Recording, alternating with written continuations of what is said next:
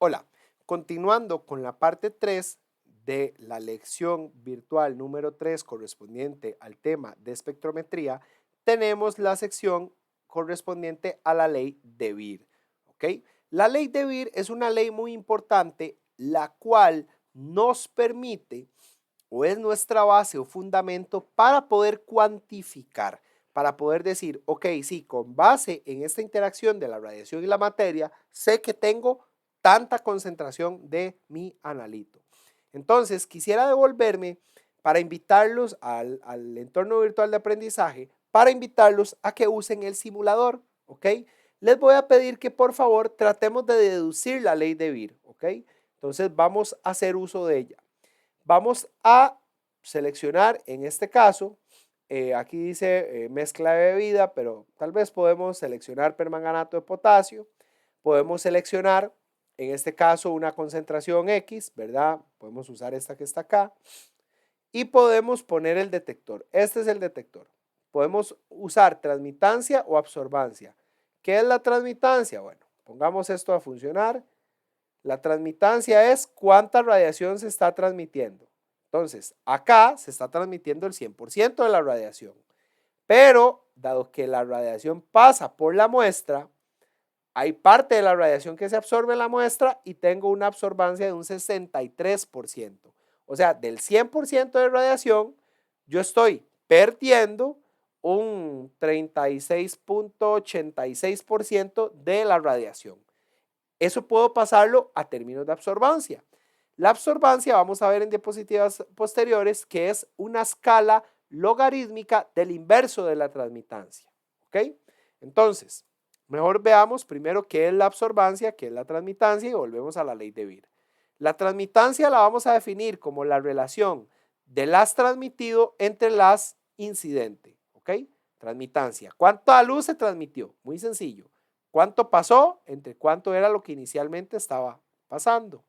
La absorbancia no es otra cosa más que la escala logarítmica del inverso de la transmitancia, porque si no se transmitió la radiación, se absorbió, ¿ok? Transmitancia, bueno, la absorbancia es el inverso a la transmitancia, solo que la absorbancia, por fines prácticos, se utiliza en escala logarítmica, ¿ok? Entonces, la ley de Beer es un ABC, literalmente. A de absortividad o épsilon de absortividad molar, ¿ok? La A es la absorbancia, el B es el espesor de la celda, o sea, cuánto trayecto óptico, cuánta longitud tuvo que haber pasado el rayo, y la de radiación, y C sería la concentración, que puede ser en gramos litro si utilizo la absortividad, o puede ser en mol litro si utilizo la absortividad molar, ¿ok? Entonces, teniendo ya esto en cuenta, entenderán que acá se está transmitiendo un 63% de la radiación. O sea, de 100 cosas que pasan o que yo hago llegar, solo están pasando 63. Y eso en términos de absorbancia es 0.20, porque la absorbancia es el inverso de la transmitancia en escala logarítmica. Quiero que noten qué pasa, deduzcamos la ley de Beer, por favor. ¿Qué pasa? Aquí tenemos un ancho de celda, podemos medirlo. Este ancho de celda es de 1 centímetro. ¿Qué va a pasar si yo doblo esa cantidad? Hagamos la 2, aquí se mantiene en 0.3. Si lo dejo en 1 era 0.20, ¿ok? Si lo dejo en 1 era 0.20. Si lo hago en 2, ¿cuánto es la absorbancia? 0.4. ¿Tiene sentido? No. Entre más trayecto óptico tenga que pasar el haz, se va a absorber más. La transmitancia va a ser menor, ¿ok? Se va a absorber más. ¿Estamos? La idea de usar la absorbancia es que, como ven, la transmitancia no es lineal. En cambio, al yo usar la logarítmica, sí puedo tener una mejor linearización de la respuesta. ¿Ok? Entonces, eso utilizando este ejemplo. Entonces, vemos que la absorbancia es proporcional al ancho de celda. ¿Ok? Y también podemos ver, devolvámoslo a 1, ¿verdad? Donde la absorbancia era 0.20. ¿Qué pasa si yo doblo esto a 200 micromolar? La absorbancia es de 0.4, se dobló. ¿Qué pasa si yo hago 600? Bueno, 400 para irlo haciendo en dobles. Si lo dejo en 400, vean que se volvió a doblar. 0.8. Entonces, también vemos que la absorbancia es proporcional a la concentración. Y así es como deducimos la ley de Beer. La absorbancia es directamente proporcional al ancho de celda. Entre más recorrido tenga que hacer el rayo, más absorbancia. Entre más concentración de analito, hay más moléculas de analito y por ende se va a absorber más radiación. Y obviamente, entre la molécula mayor absortividad, o sea, mayor capacidad intrínseca para absorber la radiación tenga, mayor absorción voy a tener, ¿ok? Entonces, esa es la ley de Beer, muy sencilla, ABC. La escala de absorbancia y transmitancia, ya les decía, ¿verdad? En este caso, la absorbancia es la escala logarítmica del inverso de la transmitancia. Y la transmitancia es nada más una relación entre el haz que se transmite y el haz incidente, ¿ok? Hay varias variables que influyen en la absorbancia, ¿ok? Puedo tener interacciones por el solvente, por el estado de la sustancia, como vimos en la parte 1, y por el pH. El pH afecta mucho la conformación estructural de la molécula y por tanto me va a afectar también bastante lo que es la forma en cómo esa molécula, ese analito específico me va a interaccionar con la radiación electromagnética. Entonces, la ley de Beer tiene limitaciones y son 3 específicas: la real, la instrumental y la química. La limitación real dice que la ley de Beer solo es válida para disoluciones diluidas, en donde yo pueda tener realmente una buena muestra de cómo es que interacciona la radiación con mi analito, porque pueden haber interacciones entre el analito soluto que no me, entre el soluto y el solvente, perdón, que o se me sature igual al yo tener mucha cantidad de moléculas de soluto, ¿ok? Entonces, limitación real solo aplica para disoluciones diluidas, entendámoslo de esa forma, de forma sencilla, ¿ok?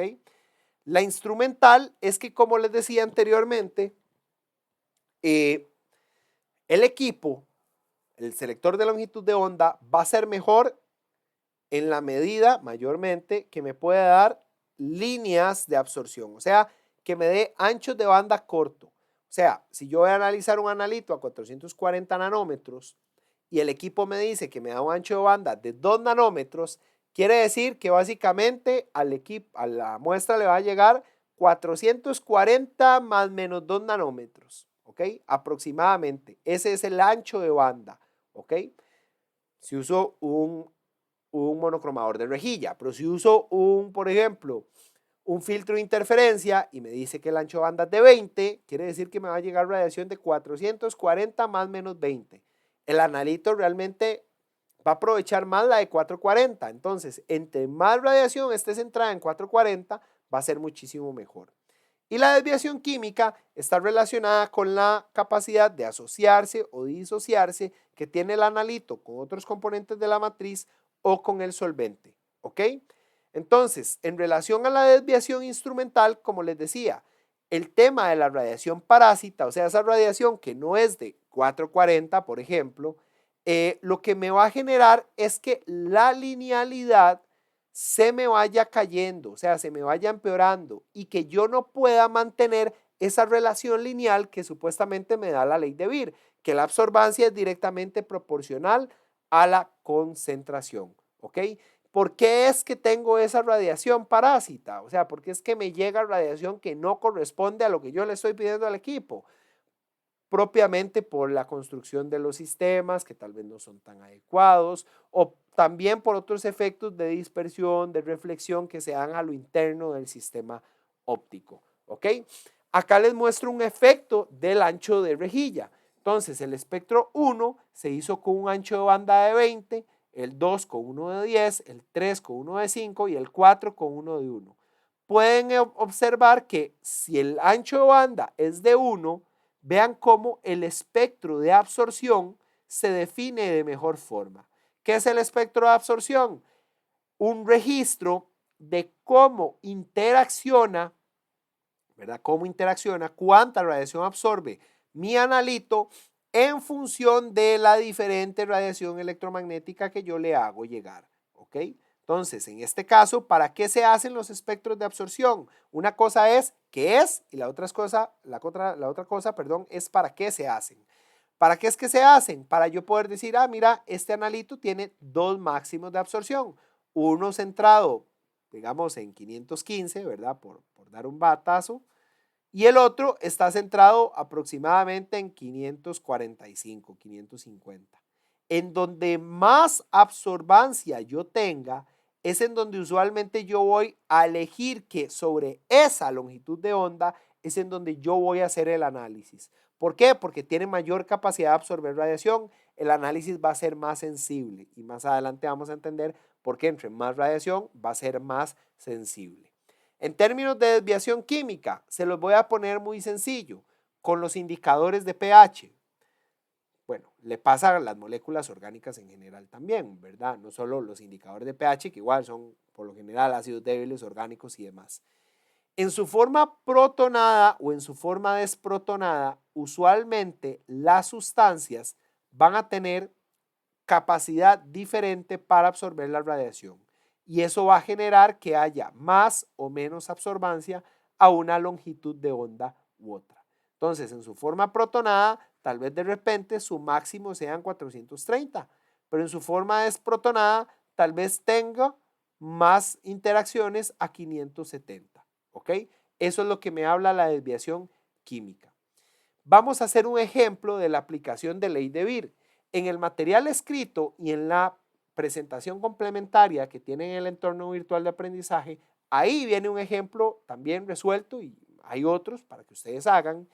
Este es un poco más complicado. Bueno, no es simple y sencillamente la ley de Beer de A es igual a B por C. Y lo puse así para que veamos diferentes aplicaciones. Dice así: el rojo carmín es un colorante ampliamente utilizado en la industria alimentaria. En un laboratorio cuentan con una disolución patrón estable del rojo carmín, cuya concentración es de 0,1561 gramos litro.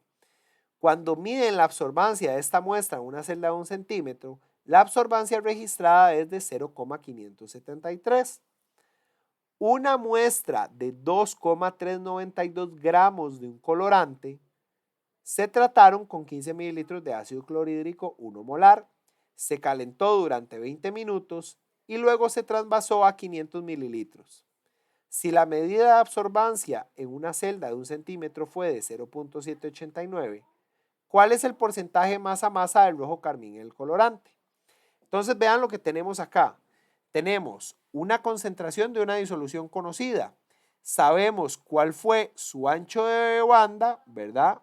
Su espesor de celda, y sabemos cuál fue la absorbancia. ¿Okay? No tenemos la absortividad molar, me dirán ustedes, porque vean que acá lo que me dicen es la masa de la muestra, cómo fue que se trató, y me dan la absorbancia, no me dan la concentración, evidentemente. Eso es lo que yo debo de calcular. No me dan la absortividad molar del rojo carmín. Profe, ¿puedo buscarla? Sí, sería una opción, pero no la ocupan. ¿Por qué? Porque esta es una aplicación interesante de la ley de Beer. La ley de Beer me permite a mí recordar que la absortividad molar del rojo carmín en el patrón es igual a la absortividad molar del analito, o sea, del rojo carmín en la muestra. Al final, el patrón y el analito es rojo carmín, no importa si es muestra o si es patrón, es la misma sustancia. Entonces la absortividad molar debe ser la misma si yo los traté de forma igual. Entonces, yo puedo despejar, ¿verdad? Si recuerdan la ley de Beer, que A es igual a epsilon B por C. Entonces, yo puedo despejar epsilon y decir que epsilon, o sea, la absortividad molar del patrón es igual a la absorbancia entre B por la concentración. Entonces, el epsilon del analito también es igual a la absorbancia del analito B por la concentración del analito. Entonces, si yo reacomodo esta ecuación, dado que B, tanto en las dos mediciones del analito, bueno, de la muestra, como la del patrón, se hizo en celda de 1 centímetro, yo puedo, dado que son el mismo, yo puedo eliminar esos términos B. Y si quiero despejar la concentración del analito, a partir de esta ecuación, me queda que la concentración del analito es igual a la absorbancia del analito por la concentración del patrón entre la absorbancia del patrón.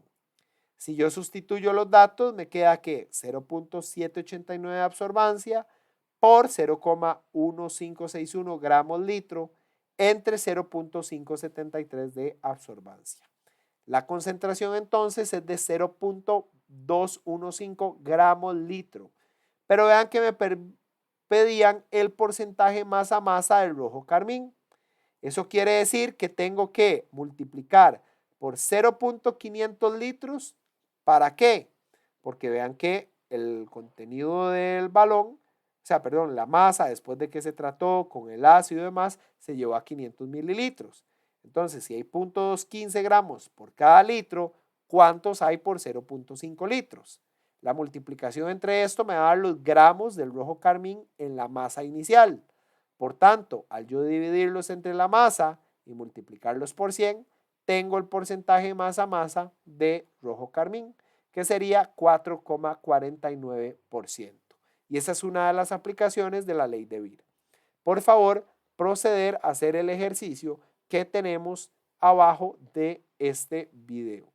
Muchas gracias. Y continuamos con la parte 4.